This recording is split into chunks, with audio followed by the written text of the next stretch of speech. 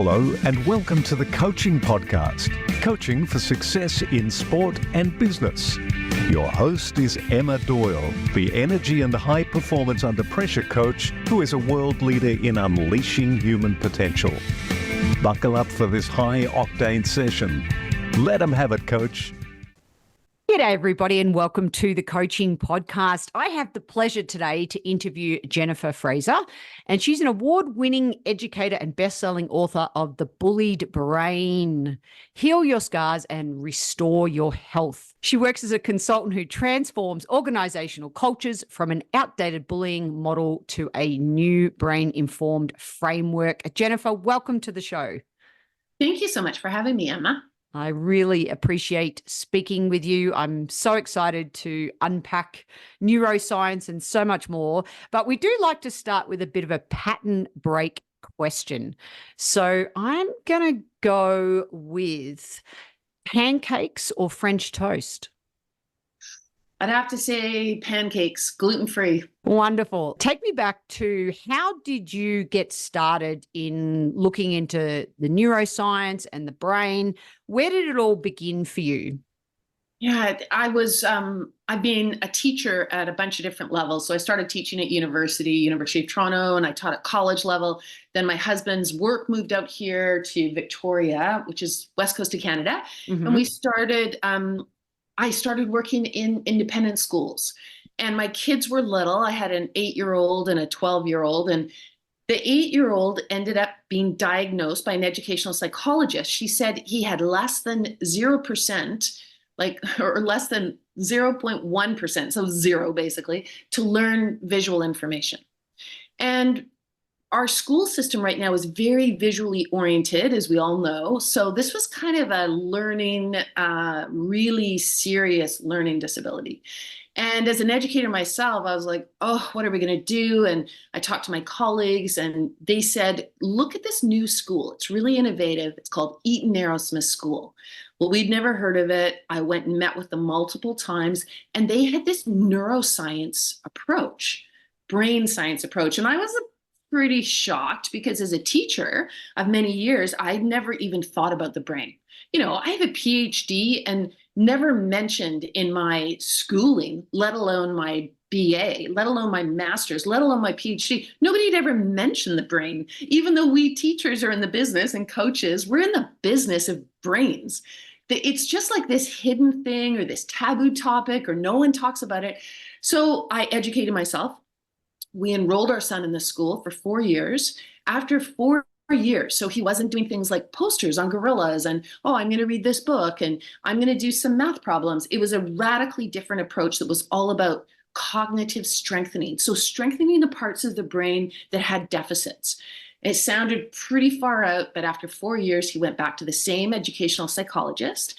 And she said, I've never seen this before. This is unbelievable. He doesn't any longer have any deficit. There's no weakness in that cognitive neural network for visual information. Like, he was off the charts auditory child. He could remember anything said to him. He just couldn't remember anything if he read it. He could read perfectly, just couldn't retain the information. Well, now he's a voracious reader at 23 and retains every single detail like a photographic memory. So this was my first introduction where I was like, wow, I need to learn about neuroscience, especially as a teacher, especially as a parent. And then this is the last part of a long-winded answer to your question. I got pulled into a situation at the school I was teaching at where students were reporting that they were being really badly bullied by 4 educators. That was emotional and physical abuse.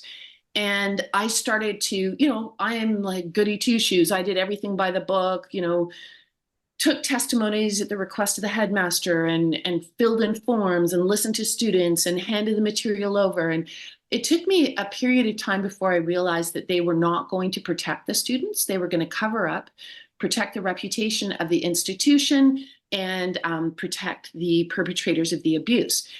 And so they kept trying to tell me that it wasn't a big deal what was happening, that I didn't need to worry about it. They called it old school coaching.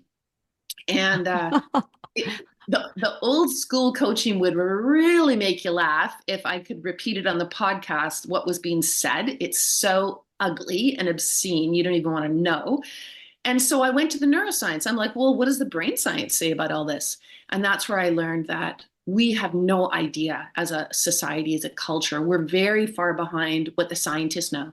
Scientists have 20 years of research that says it is actually a really big deal when people emotionally bully and abuse other people, when they neglect them emotionally, when they use social relational techniques to hurt them, when they create smear campaigns and gossip about them.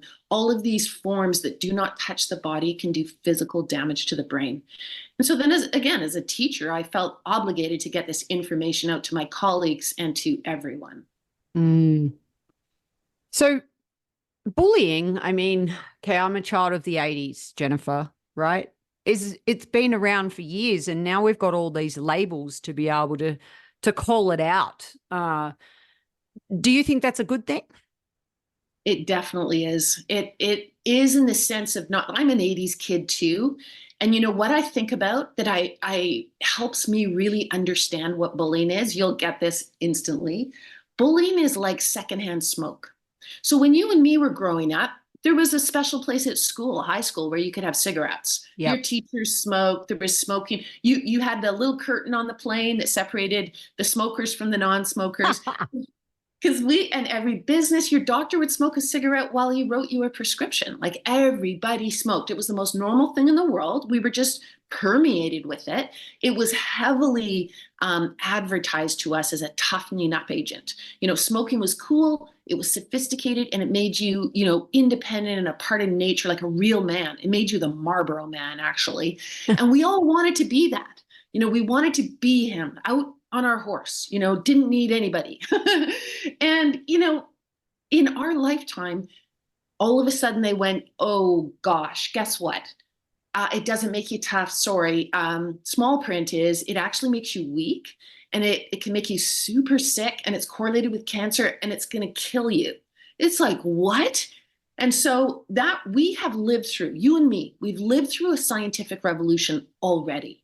And we know what it's like. We know that something can be sold to us like a false bill of goods that benefits a bunch of people, and it's actually incredibly poisonous. And now that's the same thing that bullying is. What's so interesting about bullying is it's essentially, from a brain point of view, it's a deficit in the brain. If you feel the impulse to go into work or into a sports situation or a school, whether you're a child or especially if you're an adult, and you feel that impulse, is because you've got a cognitive, emotional, empathic, you've got deficits in your brain. You're unwell. You're really unwell. And it's not your fault. We don't talk about this kind of stuff in our society. We don't talk about the brain, let alone a brain that might be in trouble, a brain that might be hurting. We talk about bullying as if it's a sign of toughness. You know, the bully's a tough guy. He's going to toughen you up. He's doing it for your own good. Just like a parent that beats their child and says, I'm doing this for your own good. I'm going to make you tough. I'm going to keep you safe. You'll be a survivor because of me. This hurts me more than you. All that stuff, from a brain science point of view, is out of date. Well, thank you for sharing that, because I know even just the other week, one of my favorite questions to ask when I do a workshop is, tell me about that one coach that influenced you or had a really great impact on you. And quite often people say, I had a coach who was so tough on me and that made me stronger, or that made me more resilient, etc. Now, of course, we know that that is not always the case. And that is often sometimes that old school style of leading people, of course, is no longer the way of the future. But I'm curious to know, we've got all this education, and so far you've unpacked really what bullying is. So is it still happening today then? Is it still present? Yeah, it's absolutely rampant. It is, our society is soaked in it. I'll give you a difference between, if I was working with those people in the workshop, I would get them to tell me in detail, how was the coach demanding? Because I'll tell you what I learned in taking testimonies from these athletes. So I sat down across from them independently, and I took notes about everything they said. I typed them up. and this is like a court process that you use with children that are reporting abuse, sent it back to the teenager. They then said, yes, you got it right. This is accurate. I want it to be sent on, or yes, you got it right, but I don't want it to go on. It's my narrative. It's my trauma. It's my healing. It's private. So all of them wanted it to go on because they wanted to protect other athletes. And so it officially did go on to the administrator, the headmaster that makes the decision. Now, what they reported was nothing. This is the really fascinating thing about bullying. Bullying is not designed to help someone fulfill their potential. Bullying is designed to damage someone. It's designed to pump up the flagging brain, essentially, of the perpetrator. The perpetrator, they come to the table with massive issues, and none of them have anything to do with assisting a target in fulfillment. So the differences between what you're hearing about, would be my guess, is very demanding coaches. Demanding coaches want you to rise to the top. They see your potential. They will draw on everything they've got to see you flourish and become your best and push past your comfort zone and try things that you didn't have the courage to try and believe in yourself. These are the great demanding coaches with high expectations who athletes will never forget. That was not what was described to me. What was described to me was a culture of favoritism, and I'll explain why that's really important. Favoritism, fear, and humiliation. Favoritism, fear, and humiliation do not create great athletes, and they destroy brains, and they destroy people's health, the targets in particular, but all the bystanders and even the beneficiaries can suffer from it. The reason why a bullying or abusive individual needs favorites is because they're the defenders, because reports will always come in that the person is abusive. So you need to have a little chorus of people who get benefits, who don't achieve things by meritocracy, they're given privileges, opportunities, and they're not brutalized. That group is the vocal core that comes together and says, yes, this is the best coach we ever had. Everything you're being told is not true. They're critical in the workplace, they're critical everywhere. So that's where the favoritism comes in. Fear is all about empowering the abuser. The abuser loves to see cowering, crying. Really, they like to see someone self-destruct. And we see this in sport where, for a classic example of this would be Jordan McNair. He's a 19-year-old football player in the US. He was playing for University of Maryland. He was in a fully toxic culture like what I just described. Favoritism, fear, and humiliation. Tons and tons and tons of homophobic humiliation. To the point where the young male athlete does not want to be associated with female anything, which is weakness and disgusting and revolting. And you have to constantly demonstrate your virility by doing things like playing in extremely high temperatures, but never stopping. Well, his body started to shut down. He started to go into complete collapse. He couldn't concentrate. He was falling all over himself, and they were just lambasting him with homophobic slurs. Well, he had heat exhaustion, and he died 2 weeks later. So, I mean, and the coach, the amazing thing about all this, and this is, I'm sad to say, really typical. I mean, I research abuse now all the time, and this is textbook. The coach was not penalized in any way. He was brought back to coach the following season. So imagine these boys, they're 18 to 20, whatever. They come back, and there's the coach who was responsible for the death of a kid. And it's like business as usual. He ultimately was fired because of huge uproar, but it took huge uproar to even say, I mean, can you imagine in the workplace? If I went into the workplace and I so badly treated someone that they couldn't recognize their own body was self-destructing and they were dying, and they couldn't even recognize it because they were trying to fulfill my psychosis, I wouldn't be fired. I mean, we've gotten to a kind of a crazy place with all of this. Well, okay. So let's talk about the actual brain then. So what is going on for these things to happen? And obviously, you know, we know that the brains are extremely vulnerable to bullying. So could you share, what did you actually discover? So a lot of things that we think about development are backwards. So for example, children's brains, up until the age of 12, 13, they're much more resilient than the 13 to 24-year-old brain. The 13 to 24-year-old brain, which looks like an adult, the kids look like adults in many cases. You can mistake, especially certain ones of them, for adults. They're not. Their brains are undergoing intensive development that make them very vulnerable to bullying. All forms of humiliation are incredibly damaging. And the reason being, it's evolution. So in the same way that they can't help their hormones changing their bodies and changing everything about them, at the same time, their brain is rapidly changing. And it's changing to push them to leave the family cave, go out into the world and discover a mate, essentially, and send their genes on to the next generation. They are driven to do that. And so the brain becomes reward seeking and risk taking and impulsive and highly emotional. And this is why teenagers and 20-somethings drive us all crazy. We're like, what are you thinking? Well, they're not thinking. They're being adolescent brain development people. They are highly emotional, highly impulsive, risk-taking, reward-seeking. So, and they are hypersensitive to their social standing and to their relationship to peers, because the peers are the new tribe. And they've got to somehow get a position in the new tribe. And evolution's making them do this in order to pass on their genes. This is why they're so susceptible. For example, when driving cars, you put another teenager in the car, all of a sudden they start to take more risks. They start to drive more dangerously. They start to take, do things to get rewards like peer approval. You add a second kid in there, even intensifies it more. And this is all documented in research. So thing number one is we protect our younger ones more as if they need it, but from a brain point of view, they don't. It is the 13 to 24s who are highly vulnerable. That's one thing. Second thing is, and this is reflected in our laws, we believe that physical harm is much more serious than emotional, psychological harm. From a brain point of view, that's not true.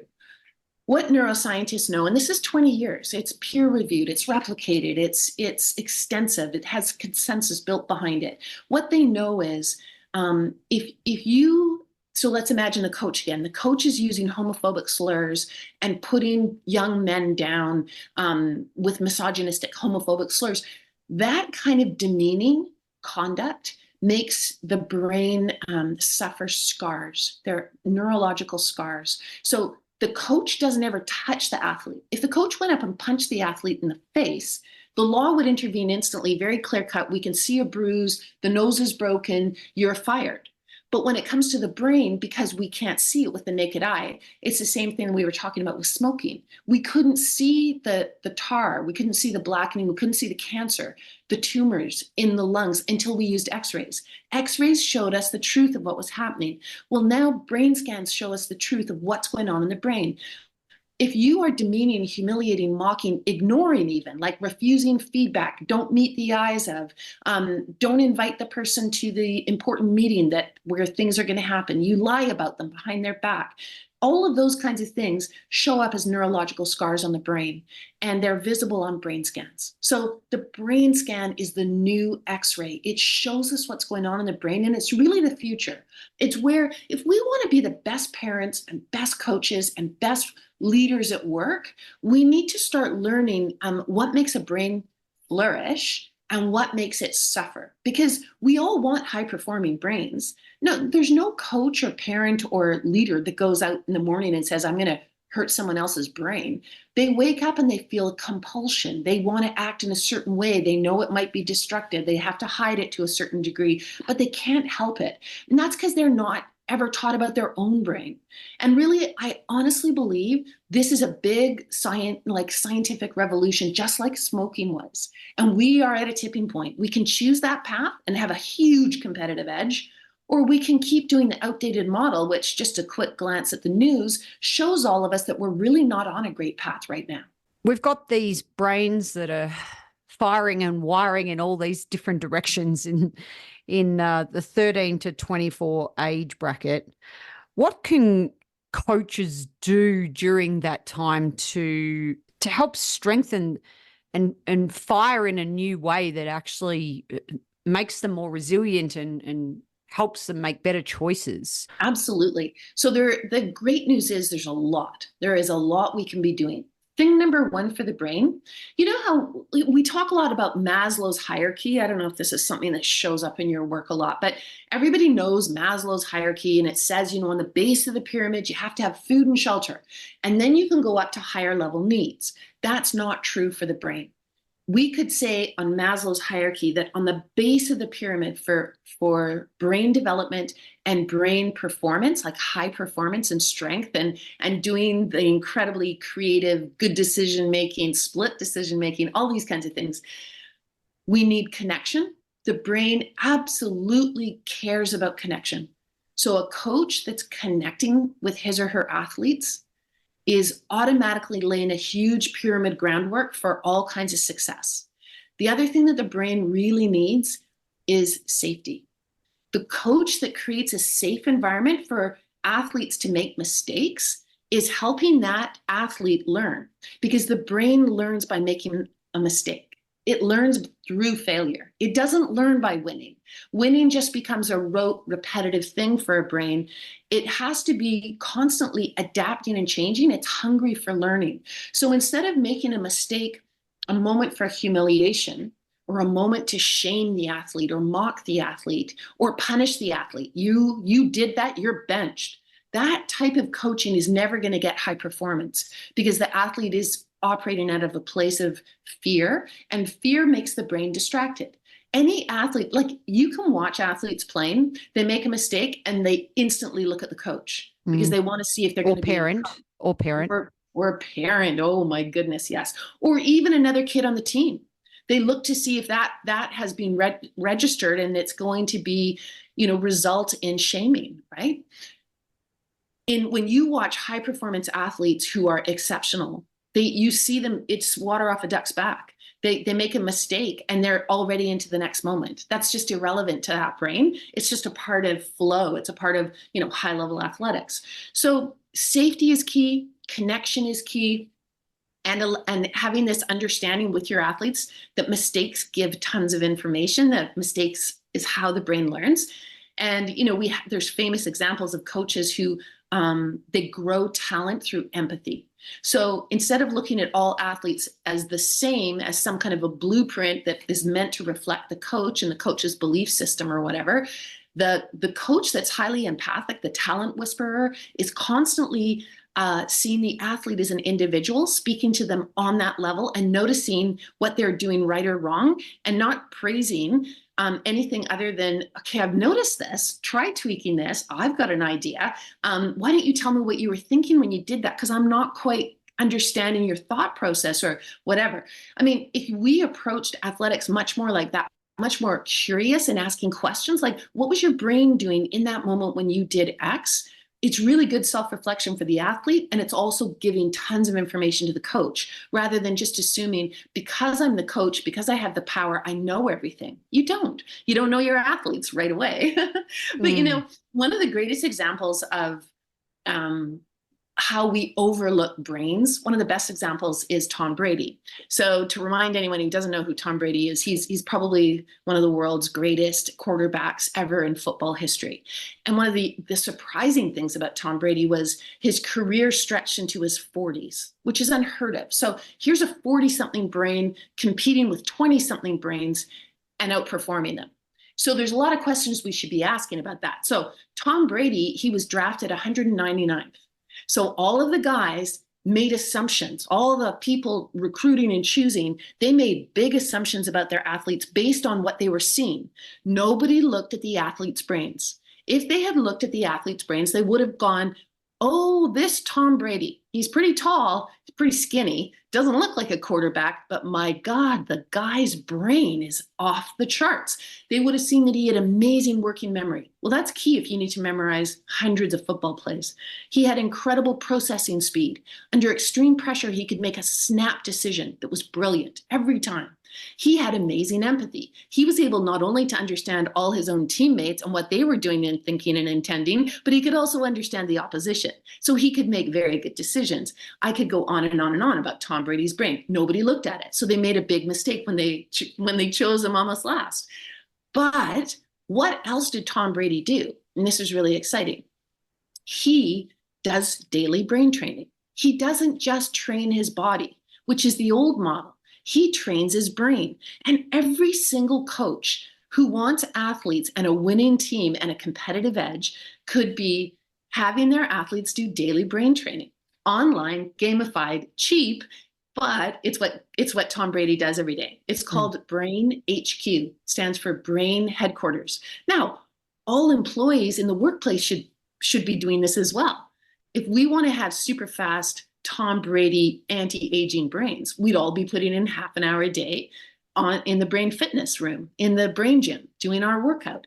And another big scientific revolution that you and I have lived through was the fitness, the aerobics revolution that happened. It used to be we'd all sit in the workplace, sit in our desk all day long, and then all of a sudden Jane Fonda came on the scene and said, hey, you don't have to be a great athlete to be in shape, and getting in shape means you'll be happier, healthier, and more high performing. And from a workplace point of view, it was, oh boy, these people don't take sick days and they are much nicer. They're not nearly as stressed out. They look better and they're having fun. And so they started building gyms into corporations, and they gave you a gym pass so that as soon as you signed up, they encouraged you to get fit. Again, tipping point. We are on the tipping point of a brain fitness revolution. It's something that we can do for ourselves. We don't have to wait until we have a neurological crisis. We can strengthen our brains every single day, just like our muscles. So are you talking about little brain activities, Wordle or? No. Okay, good. No. Go. Brain HQ is a program designed by neuroscientists. Right. And when I was researching my book, The Bullied Brain, I was looking for so if we've been bullied, we've been abused, and our brain is hurt, we've got neurological scars, what are we supposed to do about that? And I came across a bunch of different things we can be doing, evidence-based practices, but the best one was Brain HQ. Okay. Brain HQ is designed by neuroscientists. It's the program that Tom Brady does every day. The international team of neuroscientists that designed it to ward off Alzheimer's. But one day they were in the lab working away on this program that it's not a lot of fun. I mean, I do Brain HQ and it's not fun. It's hard work. It's half an hour of hard work. You do navigational exercises and working memory exercises, peripheral vision.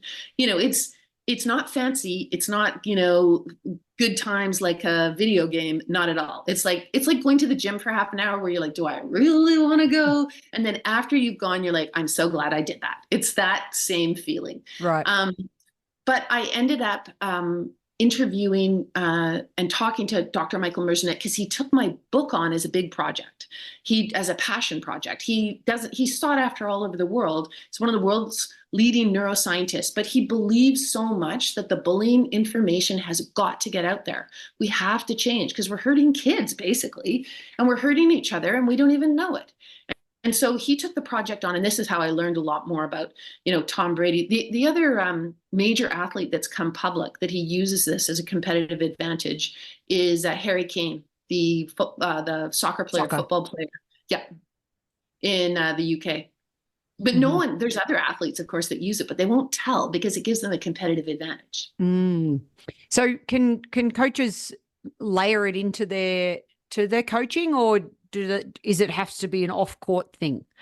For example, well, it's online, right? So okay. If the kids have access to phones, which they all do, I mean, they could build it into practice. I know coaches. I mean, the thing is, if a coach wanted to, they could have a dashboard where they see their athletes and they encourage their athletes. And they ask, the other information you get when you have a kid doing brain training or a 20-something doing brain training is if they suddenly fall off and they're doing really poorly and you can see it on the dashboard, like what? You'll find out that something's gone very wrong in their lives and their brain is offline. Their brain is afraid usually, and it's starting to work on other things. So it's highly distracted. So it can't do the exercises very well. It's a really good indicator, with young people that something's wrong. So it's you can start it at about 12 years old. Anyone younger, it's too hard. But 12 years old on, and it's just a game changer. I was thinking about the working memory stuff, even with patterns of play and things like that they can layer that in to complement or enhance the off-court brain gym work. Okay, so we hear connection, safety, learning from mistakes, empathy. Our holy grail question of coaching on the coaching podcast is in 1 to a maximum of 3 words. What do you think makes a great coach? Basically, a combination of knowledge, like expertise, empathy, that openness to theory of mind, and care. So I don't know if you hear this expression, but it's a classic one used in education, teaching, is your students don't care how much you know until they know how much you care. Yep. And it's true. I mean, if coaches understood, if we all understood, I mean, there's so much pressure on coaches these days, but let's just say this for everyone. If we understood that hurt brains hurt, then we can have a medical response to them, not a moral response. So when a coach acts out, when a parent acts out, when a teacher acts out, that is the brain usually under extreme pressure. It's highly stressed out and it's in fight mode and it behaves in appalling ways. And for a regular brain, it's incredibly sorry. The healthy brain feels horrible when it loses its cool. Now, the brain that denies that it lost its cool, that covers up, that repeatedly does it, that does it day in, day out, that brain is truly in trouble. That's a mentally ill brain. But we're so uncomfortable in our society for kind of diagnosing and calling it out and saying what it is and admitting that it's actually massively infectious and it hurts other people and their brains in really serious ways. We just aren't there yet, even though the science is. For 20 years, the science has told us that. And for 20 years, we haven't integrated it into how we treat children or one another. You know, the expression, thoughts that what is it? Wire together, fire together. But neural networks that fire together. Mm-hmm. So you and I are firing up our neural networks by having this conversation, and we're wiring into our minds while we do it how much we care about coaching and sport and business and how it can be better and what science tells us. We're firing that up. And because we're firing it up, we're wiring it in if we continue on this path. If we just did it this one random time, we're not firing it up enough times for it to really make a difference. Yep. So if we have roughly 65,000 thoughts a day and 80% of those are negative and 90% of what we thought about yesterday, we think about today, what's one practical thing that we could do just to short circuit that wiring and so we can get ourselves shifted into a better gear? 2 key things, and they're things you already know, and they're things that you probably already practice, as does a lot of your audience. But what I can bring to the table is the science behind it is massive. One of the best things you can do for your brain is aerobic exercise. And even better, aerobic exercise that connects you with other people. That's why sports are kind of the key to health. When you play sports in a joyful way, in a connecting way, in a competitive way, then you are having to use all of the machinery in your brain that's about thinking, right? Sports is a mental game. You're having to be strategic. You're having to fool people. You're having to, connect with people. It's fantastic.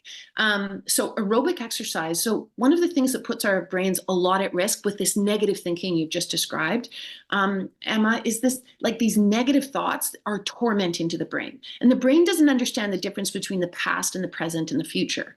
It just, everything that we think about, the brain thinks is happening right now. So if I'm talking to you and I'm feeling extreme anxiety about this public speaking situation, my brain interprets that as a predator. And so it shoots cortisol, the stress hormone, up into my brain and body to help me fight or help me freeze or help me run away, flight. So we all know that. We know those stress responses. But the beauty of aerobic exercise is it lessens the cortisol and it replaces it with, it's called BDNF. It stands for brain-derived neurotropic factor.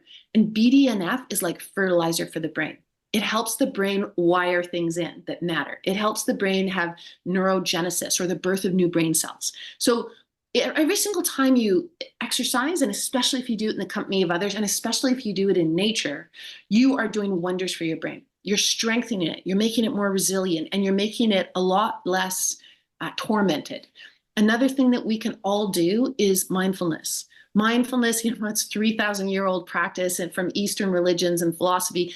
And the neuroscientists are like, yeah, they were right. It's really good for your brain.